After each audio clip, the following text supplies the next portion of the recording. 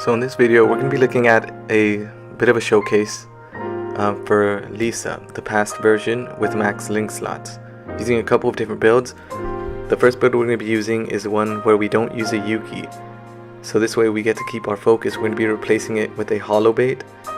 And then the second build we're going to be using one where we do use the Yuki, which would give us a bit more spiritual pressure, but it's also going to be reducing our focus down to 0. So we're going to be looking at the difference in damage output between the two different builds. Okay, so like I said, for our first build, we're not going to be using a Yuki dispenser. Instead, we're going to be replacing it with a hollow bait. So you see we're going to be running a fortification pill, an OE, and then the hollow bait, all with an increase of 30% spiritual pressure. And we're running a full recharge team, just because I think that's the best build that you can run for this character.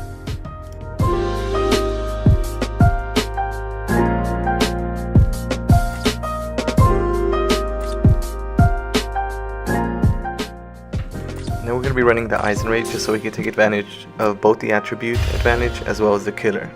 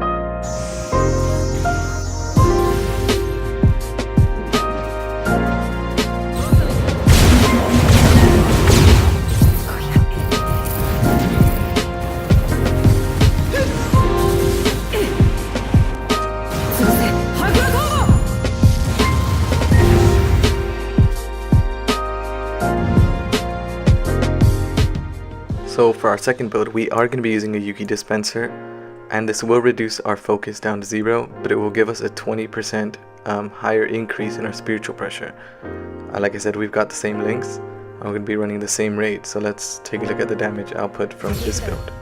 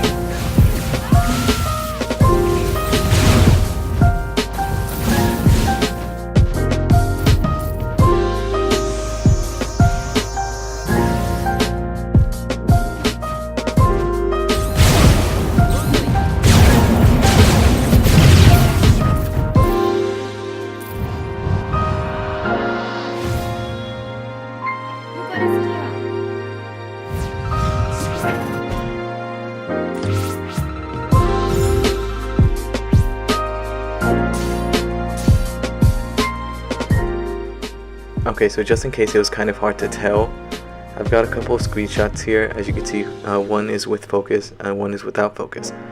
It's just a quick comparison between the builds with strong attack 1, which is the easiest one to tell. So the top one, obviously it's going to vary with focus depending on whether you get a critical hit or not, and the one without focus is kind of just going to be the same throughout, no matter what. So without focus, the highest one was 4,500, and with focus, the highest one I could find was 5,500. So as for which one is better or which one I would recommend, it just comes down to whether you're actually playing the game or if you're going to be autoing. If you're autoing, a bit more stamina is always more helpful because you're not going to be dodging any of the enemy's hits. If you're actually playing, you're in control, you'll be dodging a lot, so you might not need as much stamina as, like I said, if you're autoing. So I would go with keeping the focus, so not using the Yuki dispenser. That way you get a bit more damage output and be able to finish the quest a bit faster. Okay, so one last build, we're going to be looking at a normal attack damage build with as much attack as we can get. Now might not be a good idea to run this in regular quests for a character like Lisa, but sometimes for certain events like Droplet Zone or Inheritance Zone, the killer advantage is increased. So if you're going to be autoing, it's usually better to rely on normal attack rather than waiting for your strong attacks to recharge.